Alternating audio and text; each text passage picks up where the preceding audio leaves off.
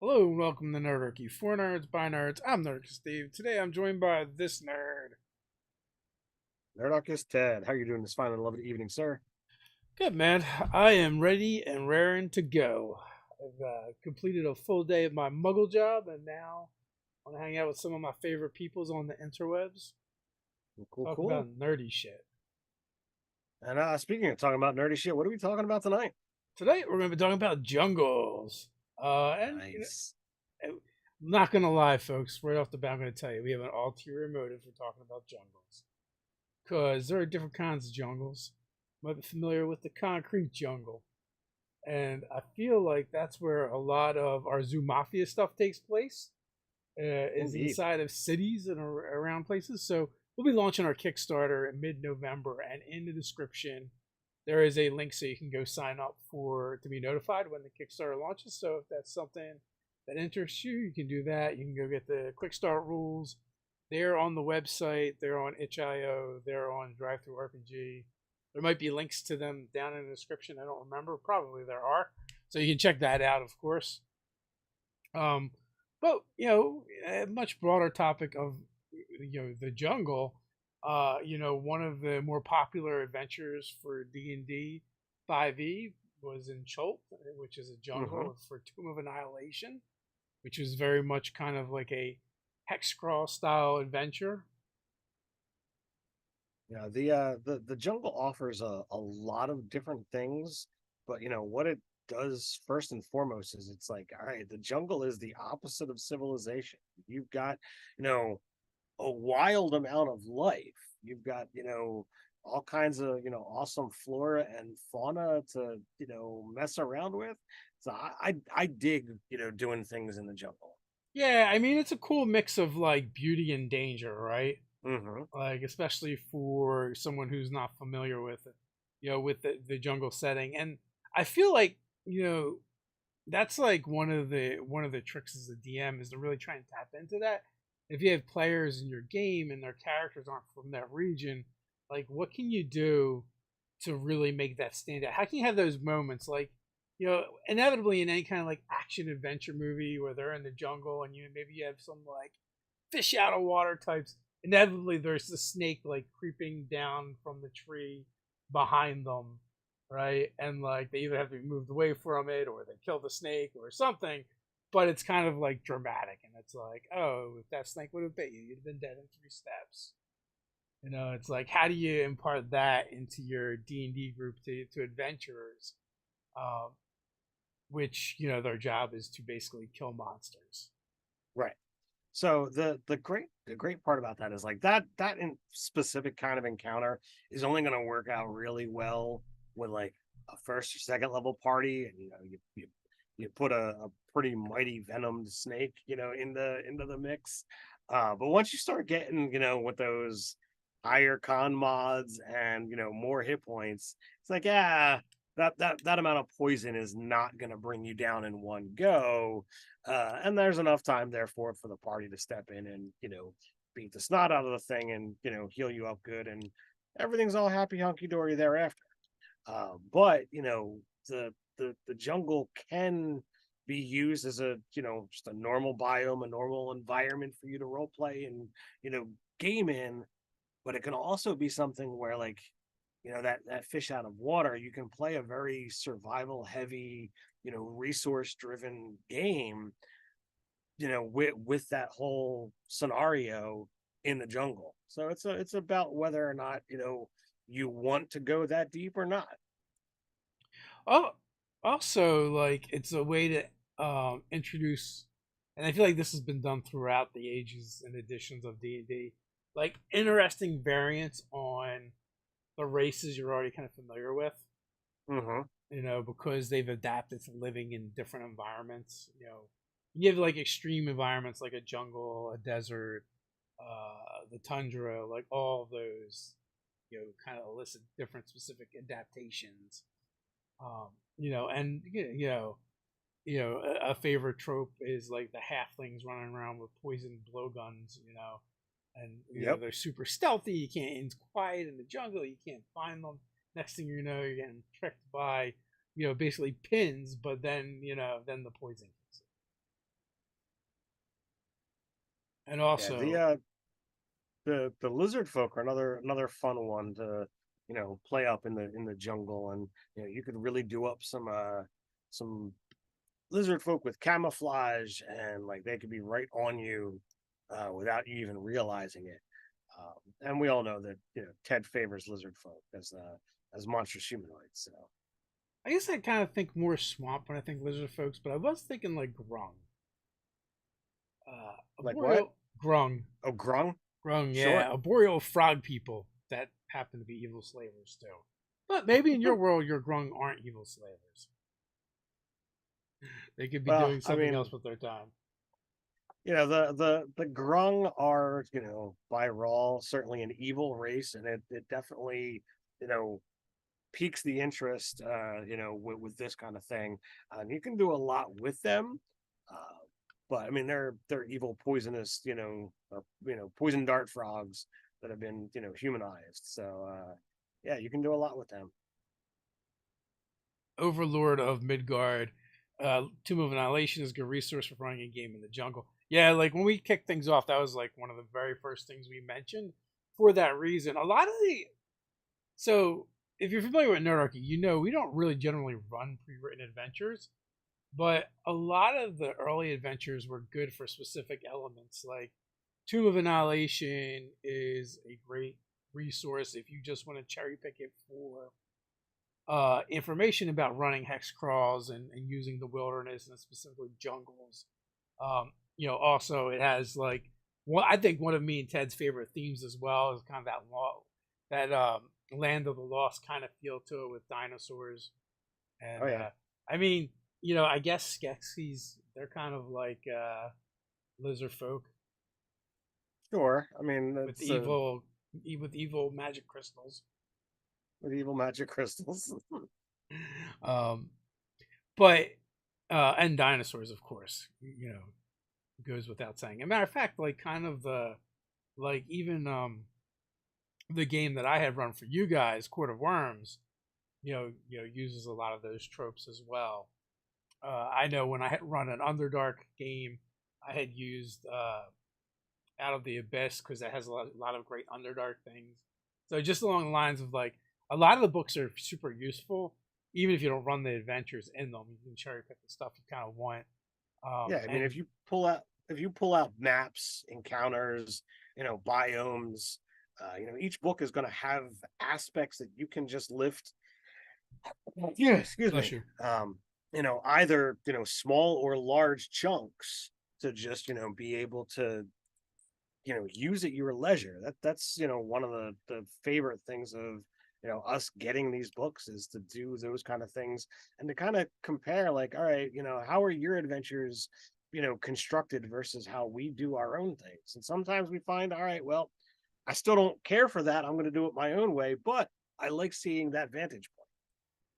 So another thing too, like jungle adventures can be kind of brutal on your warrior types, especially I would say your fighters and your paladins, right?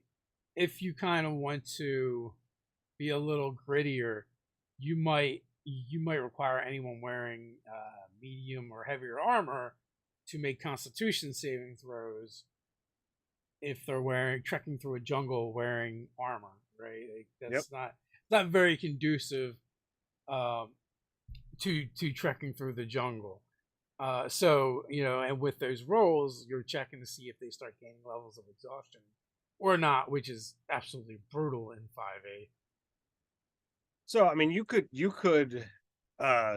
have them make the save, and it's like, all right, you can continue on, but it's going to cost you exhaustion for you to do so. So like you could, if you wanted to be a little bit nicer about it before you get to the point of like, all right, you've worn yourself out. It's all right. You feel this coming on. You got to make the decision of whether you're stopping right here or whether you're pressing on and going to have to contend with that that dreaded exhaustion. Yeah, like I wouldn't ambush a player with it. Be like, you would tell them throughout the adventure and the session, be like, hey, it's really hot, it's really humid, your armor's really weighing on you. If you continue to wear it while you're trekking through the jungle, you might have some issues. and then you might mechanically explain what's going to happen. Because I mean, and I believe the DMG has rules for heat exhaustion, right? Yep. And even though it's not like a desert per se, it's still extremely hot, but also you're dealing with the humidity as well, which is like a whole nother factor. Obviously for the ambiance, you'd probably be describing how like the insects are biting and stinging, and for someone not accustomed to it, it would probably just be a miserable time. Indeed. I mean, in the summertime, I feel that way just going into my backyard. So, like, oh god, I feel like I need to make an exhaustion check or something here. Definitely understand, those times. It's certainly not, my backyard getting me to that kind of point, but I feel like there have been times where I've gone places and it's like, yeah, this is just utterly miserable. Yeah, yeah. Why do you want to be around this? Well, I live in a more wooded area, and I was speaking more That of is like true. the insects and the bugs. Ugh, not a fan. Definitely understand that. I feel like with the high level of garlic that I consume, Yeah. most of the mosquitoes and things tend to leave me be. Is that the secret? So, what do you think for running an adventure in the jungle? What what are some key elements that you think you must absolutely include? And why is one So of them quicksand? Uh, and why is one of them quicksand? So I don't feel it's necessary to have quicksand. While it can be Mm. fun. Regardless of how much established trail there is, there's going to be overgrowth, and there's always going to be you have to hack your way through. You have to have times where like the DC is like super high, and players could possibly get turned around and get lost. Um, Possibly stumbling into a whole nother, like living environment, whether it be like, some kind of beast or monstrosity's lair, or like, a humanoid's, settlement. I think that can be a lot of fun because like all of a sudden you just spring it on them and like, I had no idea I was right on top of this whole time. Um, but the fauna really has to get them. I feel like, especially in a D&D jungle, there's got to be stuff that they've never seen before, never heard before, and there's got to be stuff that's just deadly and vicious. See, I was gonna go in the other direction and go with Flora, to be honest with you, because it seems Sorry, did I so. say fauna? Yeah. Yes, flora. Yeah. Okay. There's got to be plant life that is, you know, out to kill you that you didn't even know about, and you can be right on top of it. It's like, oh my god, this is gonna kill me. And in a fantasy world, it could be a fun place and a great opportunity to build out some interesting natural hazards, right? Yes. That and it's a chance for maybe like your ranger to be able to shine a little bit.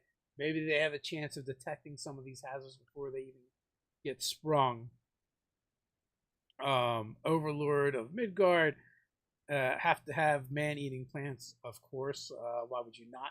Matter of fact, that was one of the hazards I was kind of thinking about, where you're Yes. going through an area with lots of vines, and at first it just seems like vines. You kind of just push your way through, but they're covered in something sticky. So the more you push through, the more vines you end up attached to you, and the harder it gets.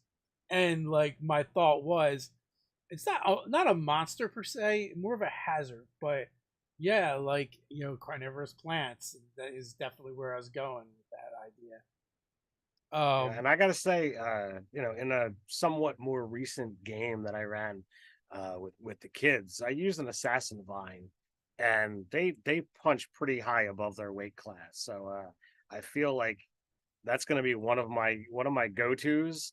Uh, Yeah.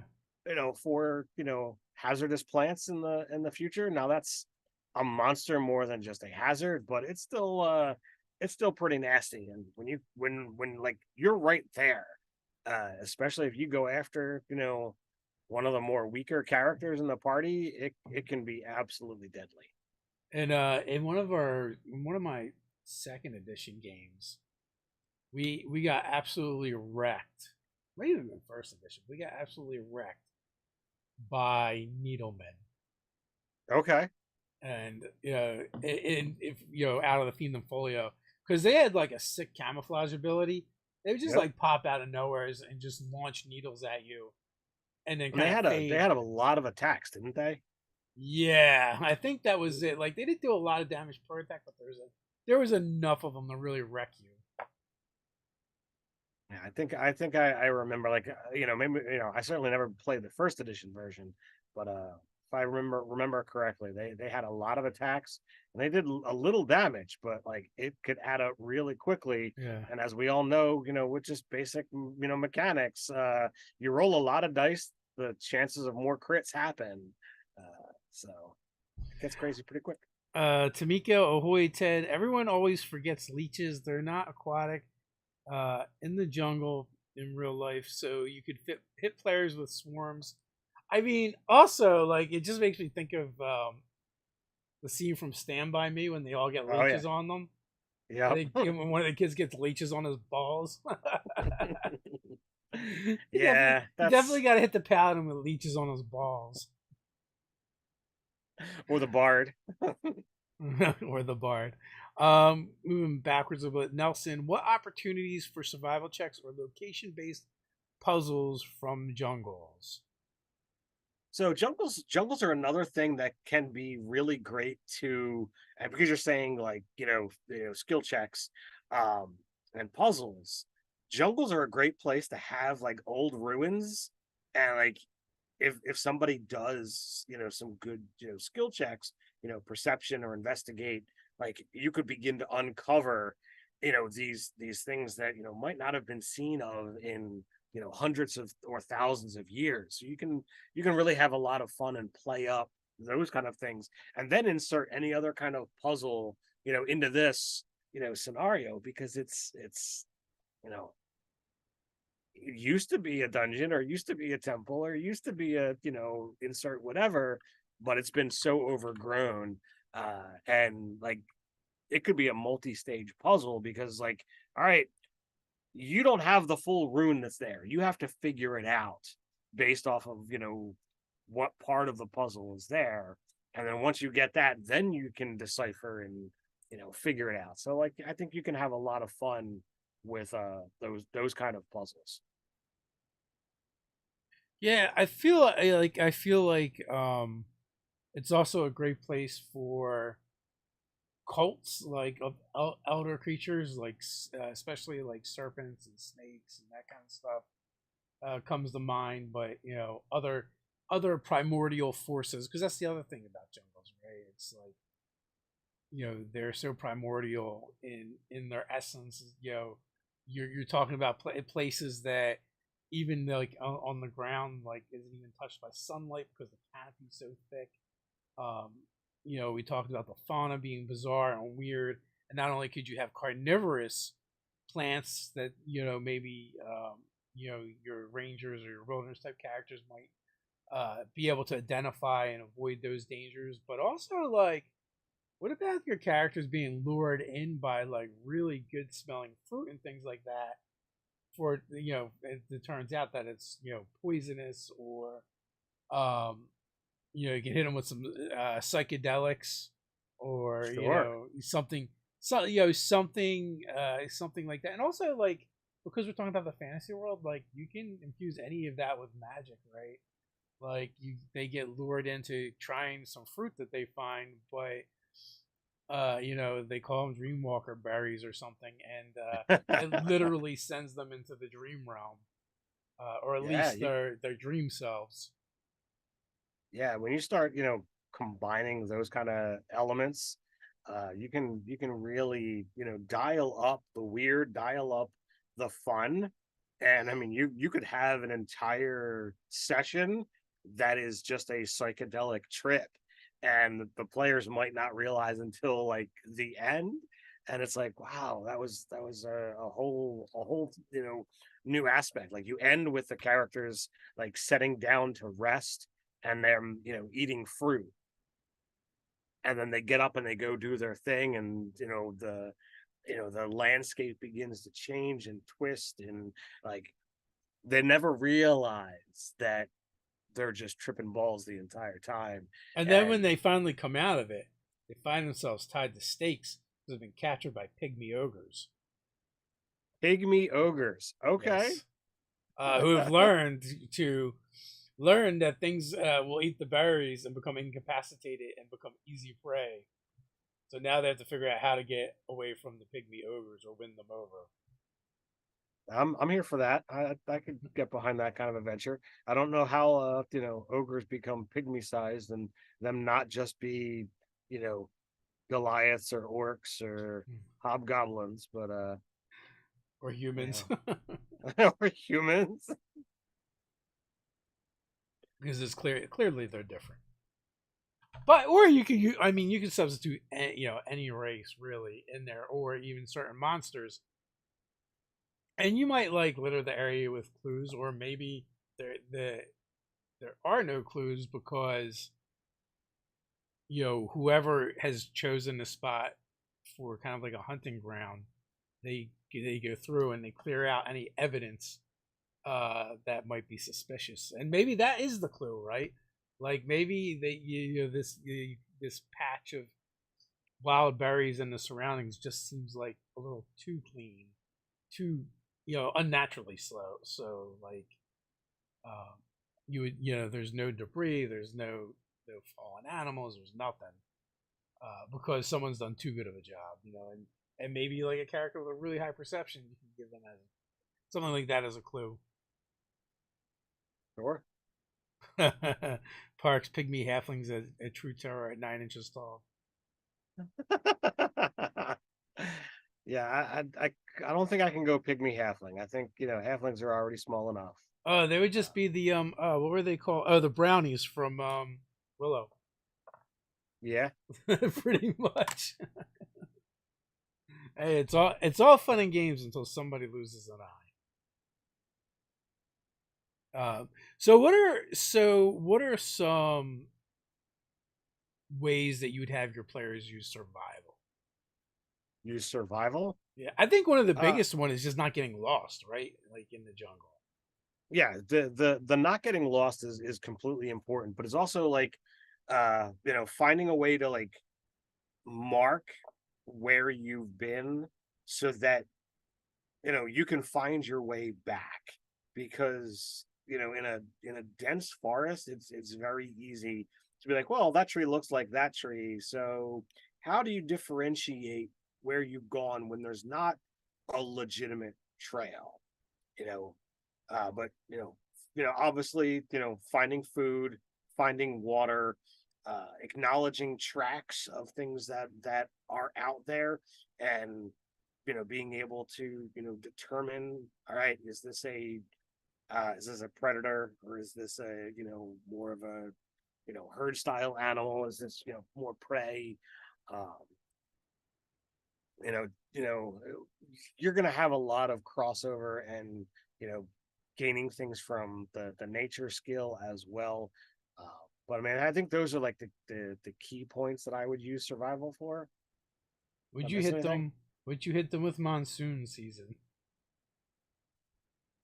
I mean, it's not like immediately on my list, but like that falls more into a weather aspect, and when I feel it's necessary to really challenge them in a way that they weren't thinking about. I think it's a great way to be like, all right, well, there is no following tracks, because you're gonna have to travel through knee high or waist high water, because it's the wet season.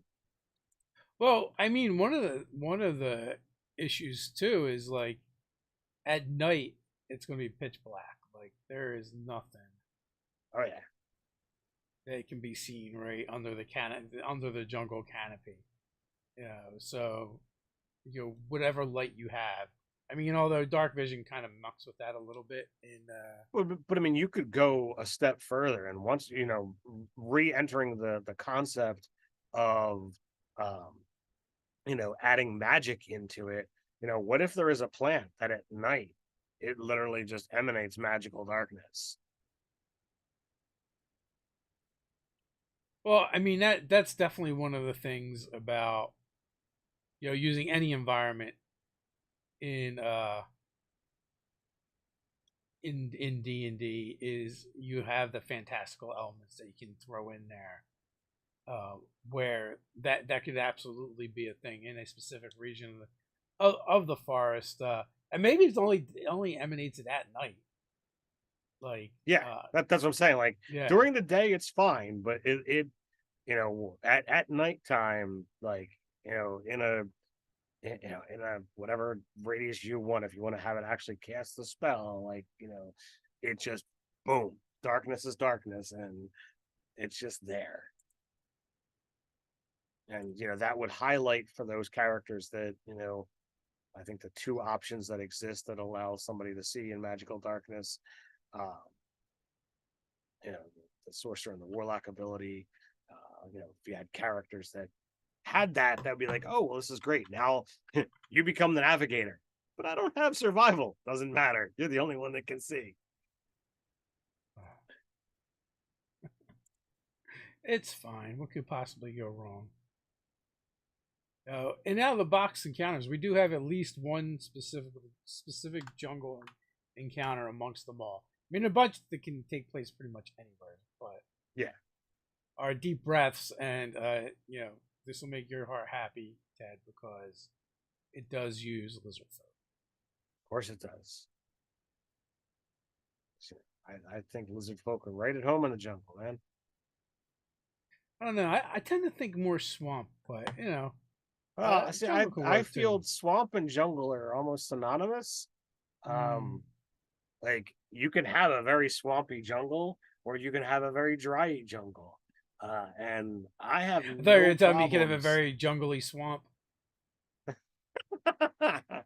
No, but I mean, I have no problem using a boreal lizard folk, making their home in trees and what have you. They don't need like they're not like some of these other amphibious races that they need to like. Oh, I need to be submerged in water or keep myself wet. Like no, Yeah, they're friggin' reptiles.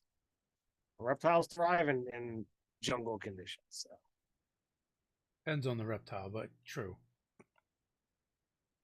So is that was if you were going to plan a jungle adventure, is that your go-to kind of reptilian Lizard folk, creatures? absolutely. Yeah, lizard folk are they're my jam. I mean, I feel like I probably use them more than I should when it comes to shall we say monstrous humanoids. Um, but I just feel that they're just creepy enough, and while they can be absolutely friendly and uh, you know good to the party and what have you, or they can absolutely be the evil sons of bitches that just want to eat them. I'm kind of surprised there is no jungle for environments on D&D Beyond. Hmm. I mean, sure, I guess you can use forest, but that's not quite the same. No, There's a huge difference between a jungle and like a temperate forest. that is entirely true. So I think I would go a different route and want to try and use different kinds of monsters that like one of your favorites. I think a displacer beast works really good in a jungle because it's a panther type monster. Mhm. um I don't know if you remember that. They probably ported them over, but I think it was, yeah, Sioux monster is one of my favorites from back in the day. We have a 5e Sioux monster. We do. Oh, And they basically just look like kind of like demonic primates or weapons. baboons. In the earlier editions, I thought it was way cooler. Like instead of having a tail, they actually had like a third arm where the tail would be, and they kind of looked like baboons, but they were also kind of scaled. Now they look like kind of like monkeys with skull faces. All right, they're well, still pretty cool, but all right. I'm gonna have to put a momentary pause on our Sue Monkey description okay. discussion because we have reached the halfway point of this jungle conversation. And before we get lost in the jungle, we got to take care of some business real quick. First and foremost, as you probably can see from above our heads, this live chat is sponsored by and powered by Easy Roller Dice. So there's a link down in the description. You can go check them out. Use that promo code to get 20% off your first order. And whether you want to get some of their cool resin dice that are out there, or their more recently released glass dice that are freaking gorgeous, there's always lots of options. There's always new stuff that's showing up on the website, and all their dice are great. I can't promise that they're gonna roll nat 20s all the time, but we tend to favor them and prefer them in our games and at our tables. So whether it's your first set of dice or your 1 million set of dice, Easy Roller Dice for all your dice rolling needs. But that is not the only thing going on today, because it is, October 1st. And as we are usually well aware, the first live chat of the month is when we announce our giveaway, as well as our, chance to game with us.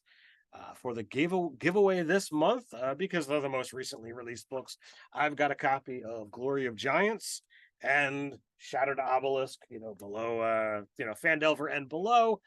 So this is going to go to Joshua Forrest. Got your email here selected. I'm going to send that out, probably the next couple of days. Get an address and send them off to a new home, and you can add them to your gaming collection. But it is an even numbered month, so therefore it is your chance to game with yours truly. And the way we always do that is we take, the list, draw out 10, names and email addresses. We email them out. Usually the first 5 people to respond that can fit into, the time frame are the ones that, get that lucky chance.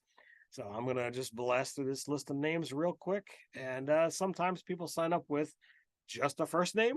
So that's all I got to be able to say. But we've got Amy. We've got Corey Baldwin Teal, Michael, Gary Lees, John Nipper, Robert Reynolds, James Ramsey, Jeremy Bowling, Tim Winchell, and David Graham. I'm pretty confident I got, all of or most of those names, pronounced right. Occasionally we get things, that are a little wonky for us, peoples. So if I did mispronounce your name, it was not in any way, shape, or form meant to be a slight or insult. It's just, my moronic brain that doesn't know all the ins and the outs of things. So without further ado, back to Sue Monster. All right. Well, in addition to that, I will also say, if you didn't hear earlier, we are going to be launching a Kickstarter in November for Zoo Mafia. There is a link to the sign up page down in the description, so you can sign up to get notified by Kickstarter when that goes live. We're super excited to bring the Zoo Mafia core rulebook to life. All right. Now, do we since we're talking about it, do we tease out, what we have as an incentive for the the early bidders? Sure. So we're going to be doing some early bird specials, which will include some free digital rewards as well as some physical rewards in the form of Nerdarchy's Ted's favorite type of crack, and I would say dice. So we're going to be So introducing. if you're familiar with the Zoo Mafia dice, whether you've seen the pictures or whether you've heard us talking about it, you roll a green, a yellow, and a red die, in the course of the game, and it's usually spread out, one of each of 3 different mafia lords in the Zoo Mafia world. Well, we have decided to come up with a new mafioso for this particular Kickstarter, and we are currently still in work for the designs for what it's going to look like. But we're gonna offer up the full set, 1 green, 1 yellow, 1 red of Bunny Malone for the new Kickstarter. So if you back, in that first, section, I don't know if it's 24 or 48 hours, and get the big package, you'll get that added in for free. It will definitely be one of those. But yeah, so with that, let's delve back into the jungle. Um, so yeah, so I would say like Sue Monster is one of the ones that I really enjoyed. I feel like early on too, they used to be psychic. They used to be what? Psychic. Oh, Oh, they are still are psychic. One of their abilities, Psychic Crush. So yeah, although the saving throw isn't very high, but if you fail, you take a bunch of damage and stun. sounds bad. Stunned is not great. It's not paralyzed, but That's still pretty bad. they're only at challenge 1 too. So I don't know. I think I need to use more Sue monkeys against you guys. Sure. Sue monkeys. We use monkeys named Sue. Got it. That can stun you with their minds. They're mind Uh, bullets. Their mind bullets. I definitely used Sue monkeys in the Scarlet Sisterhood. They were the guardians to all the captured kids the Monarch had grabbed. Mm-hmm. There's something Yeah, about I'll have to look them up. I have not seen the Sue monster in 5e. yeah. I don't remember if I used the 5e version or if I kind of like ganked the earlier editions and kind of like 5e them. 5e them. Yeah, I don't remember when. I don't know when they actually were brought in the fifth. Released. Yeah. Sure. Oh, Tomb of Annihilation. So they've been in for a while. So maybe I did just But grab it from there. but it's also possible that then the concept of monsters, we've Yeah. used over and over again, that it's very easy to, for us to be like, all right, well, I'm going to conceptualize this and not even use the stat block that was, created. You could just be like, all right, well, I didn't know that it was there, so I'm just going to make it happen. I mean, the number of times that we've improv monsters on the fly. So, what do you think is a good kind of like hook for a jungle style adventure? So, uh, I'll go back to, what I was saying. Something lost. Ruins. Something ancient. I feel is always a good incentive to go into. Um, I mean, I really feel like there's Indiana Jones vibes with jungles. I mean, it's right there in the name. But I mean, you could also, you could go to like any old ye old basic fetch quests for, finding creatures, or finding, that aforementioned Flora, to, straight up, look, you just need to get through it, because there's no way around, or no fast way around, um, you know, so you just have to get to the other side. I think that in and of itself, can be a daunting task. I just found a body taker plant that has pods that it can put people into, which I don't know is giving me ideas.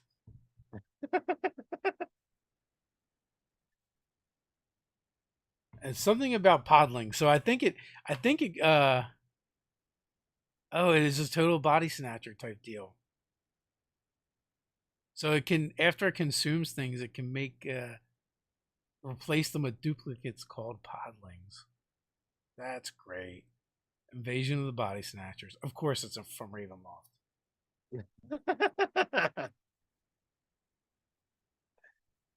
But that doesn't mean it has to stay in Ravenloft. It does not mean it has to stay in Ravenloft. That is true. That is friggin' awesome. I just love the concept of, first of all, like, I love those old tropes from the old horror movies, Oh yeah. and injecting any of that into our games whenever possible. And it's so much easier when someone else has gone through the trouble of statting it out for Yeah, I mean, I like it when somebody makes the thing that I'm already thinking of, but there's also a layer of joy in creating something new and whatnot, and be like, all right, this is my sick creation that my friends and family are going to be like, dear God, why did you do? So, right, like I had asked you like what's a good idea for like an adventure hook, right? Mhm. And I was just kind of looking over like plant monsters. And this body taker plant would be great because like people go missing from one of the villages on the outskirts of the jungle, and they Mhm. come stumbling back into the jungle, but they're not quite right. Right. And the reason why they're not quite right is because there are now these podlings. So now you have this like mystery for the players to kind of solve, right? And figure out what's going on, figure out that these aren't actually the people that went missing, figure out that they've been replaced, and figure out finding the source. So Uh, like to me, I see all of that. And it's like, all right, well, what if you've got this whole adventure where like literally the entire small town has been replaced with podlings, and their whole thing is to try and get people to go into the jungle and, you know, find the missing kid or what have you, and sends them right towards this pitcher plant for them to like make more podlings.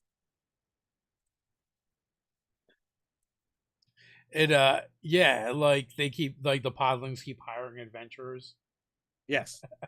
to feed to the body taker plant. Yeah. I think that would be amazing. Because the podlings have the digested creatures memories and behave like that creature, but with occasional lapses, and that's the great part, right? Like, so there's clues that are kind of built in, Hmm. and like they even have like a D6 table with like different behaviors that um is different from how the victim would have been. So, which is kind of cool, and you could probably expand on that and come up with some of your own, especially if you use a place that your players have been to before, and they come back, and all of a sudden, people that they knew just have these weird quirks or are acting a little bit odd. I think that's like that's a ready-made adventure right there. I think that's a lot of fun. You've got layers and puzzles to figure out. Um, you know, sadly, the only thing that has to be done is to like wipe out all the podlings and the body taker plant, so it doesn't keep happening. But Yeah, see, I would what? prefer to do it as a mix of like instead of doing like a village that's completely taken over, like you Hmm. could totally go like Children of the Corn style with it, and like because children are much easier to lure to the body taker and to dispose of. Hmm. So but the kids are all being replaced by podlings, which also like they all have podling stats, so they're also bumpier than a child would be. Which to me adds to the kind of horror. I mean, children in and of themselves are pretty horrifying, but Right. you know, replace those children with podlings, which have like a 15 strength. So, like, imagine like a 7-year old or an 8-year old that is stronger than most of the adults in the village, if not all of them. That is a scary thought. And they're punching for a die 6. Oh, Yeah. that's rough. Um, so, but like, well, yeah, because like, especially, it's all about timing and how you introduce it, right? Right.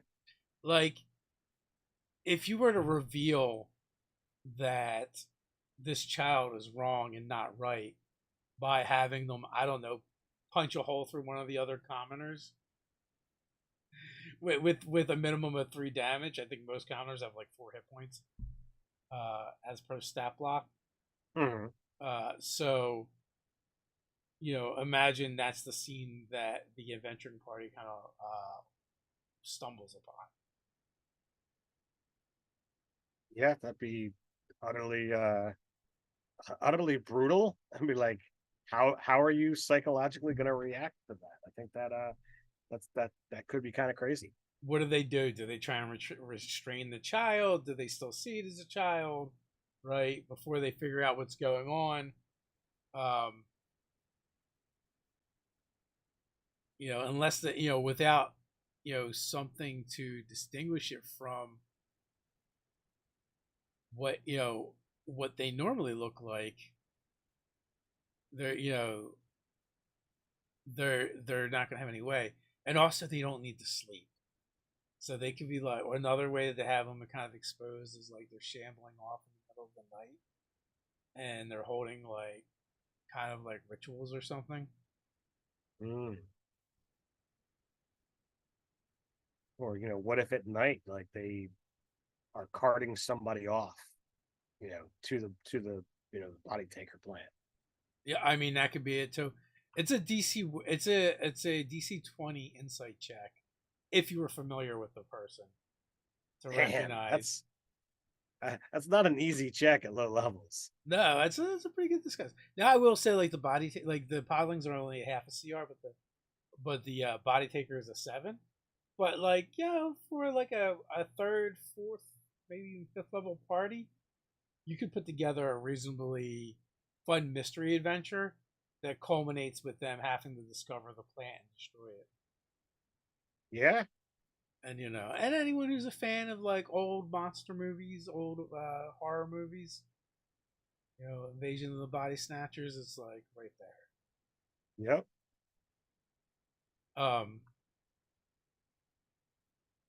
What are some other cool things that we can kind of introduce with with different environments, like the jungle, like not just like adventures per se, but what about some of the other pillars, exploration or social interaction? So from an exploration, perspective, like, you could really, I kind of already mentioned this, but the flora and fauna that only exists here, it could possess amazing abilities. It could have, just be really beautiful or really valuable. We know that communities have trade. Well, if this small village happens to be aware of this particular plant and its amazing abilities to do insert whatever, um but if nobody else knows about that, then they've got no way to export it. So you could literally set up like trade negotiations after information has been established. um you know learning about these different creatures. And like, I know we have a product called fantastical mounts. So like, you could have, oh, because of the jungle situation, most things you know aren't going to be able to work as a mount here, but you know I just happen to have a trade in a business. you know these work great because they fly, they swim, they climb, they can do it all. So get yourself in a blister before you head into the jungle. um, you could have these new mounts, whatever it is that you want to have for your world. um you know put in here so you can establish this place as something different and vibrantly different by offering something that is utterly alien to them, such as the combination of a lizard, bat, spider. I also feel like remote places is a great way to introduce even like in the real world, like unique flowers or rare flowers that can use for medicine and things like that. But Hmm. even more so when you're talking about a fantastical world, because you might have specific plants that only bloom, you know, under the full light of the moon, which is probably very rare for in a jungle because of the canopy. But there's like certain places where it does peek through and is able to touch the floor and have these instances where it creates this magical plant and maybe it needs to be used. You need it for removing curses or magical illness, magical diseases, things of that nature. Like the jungle is right place for finding that kind of MacGuffin.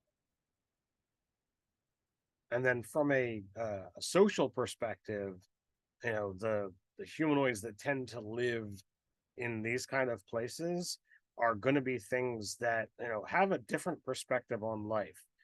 They are out here with no desire to live in the city. They need to be surrounded by living things, not with stone, or surrounded by metals. Like they might feel the fighter or paladin or whoever walking around in plate mail. It's like, all right, that's awkward. um don't do that. And they might have, uh, maybe not religious beliefs, but like that they might feel it's like it's bad juju, to do that kind of stuff. That you should be, Superstitions. superstitious. That's the word I'm looking for. um so these different mindsets could really come into conflict with some of the way that the characters are living. And you could have to get into the negotiations about it, and like somebody who's doing something that they don't like might have disadvantage in all their social interactions with them, where others who might showcase a more primitive lifestyle, might wind up having advantage, just because of the way these people perceive them.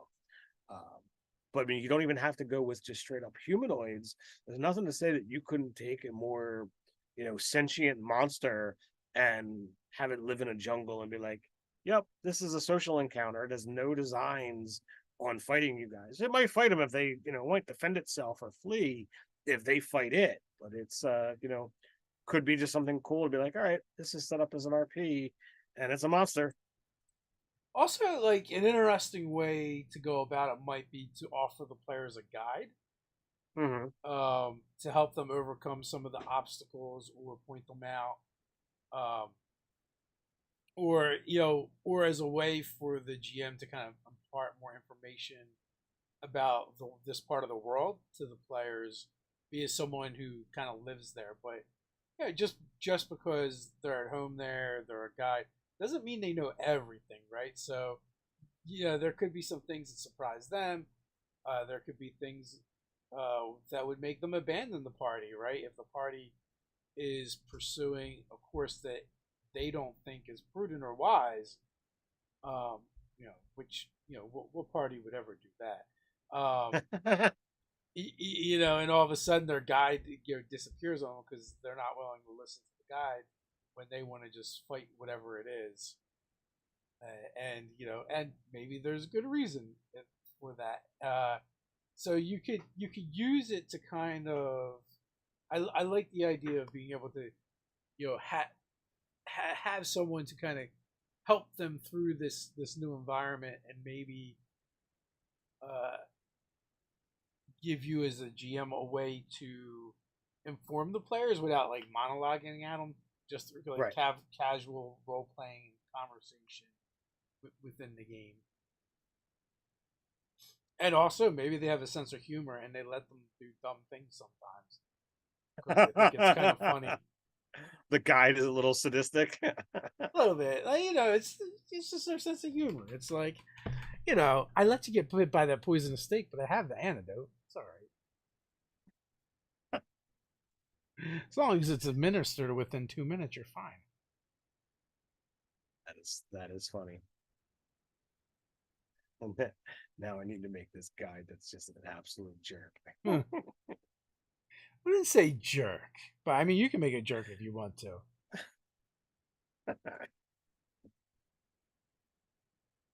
So Park says, I've uh, heard of something like 103 uncontacted tribes in just Brazil, but the country might be wrong. Might be something else. Yeah, I mean the world's a big place.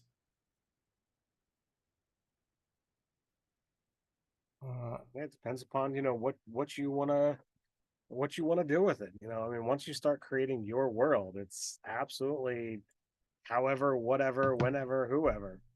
yeah, Avram, that's an interesting idea. He says if you kill it, it will bring devastation to our villages, and that's kind of like something you're bringing up, like maybe uh, these more simplistic folks that are more in tune with nature.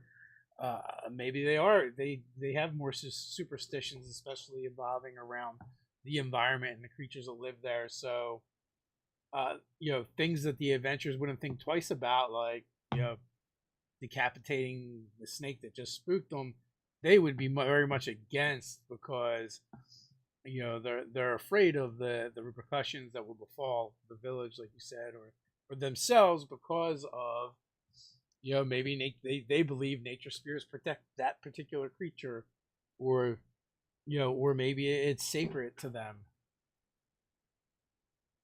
Yeah, it's really just a Yontai leader.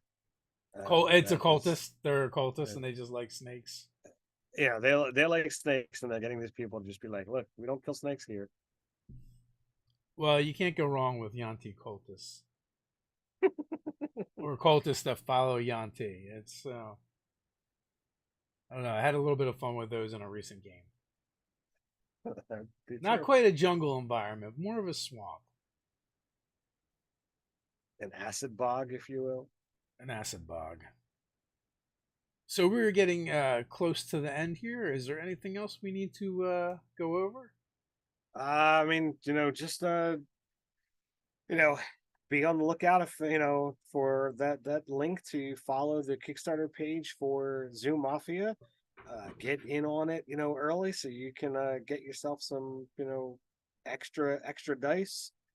If you don't do it in the early bird, it's potentially going to be a stretch goal that you could then pay for. But if you get in on it, right in that beginning, guaranteed you're going to get it, and it'll help us get to our goal that much faster. When it does come out, and we'll say this over and over again, kindly ask to share it out with any and all that you might think are gonna love Zoomafia as much as we do, because it's a great game. Nothing but great feedback on it, and we're gonna have another game on the channel coming up in the near future. Yeah, I think that this game's gonna have a bit of a twist to it. I won't reveal that yet, just in case it's not meant to be revealed. So I'm curious to see where that's going to go. But yes, as always, folks, you can find those links down in the description. And until next time, stay nerdy. Stay nerdy.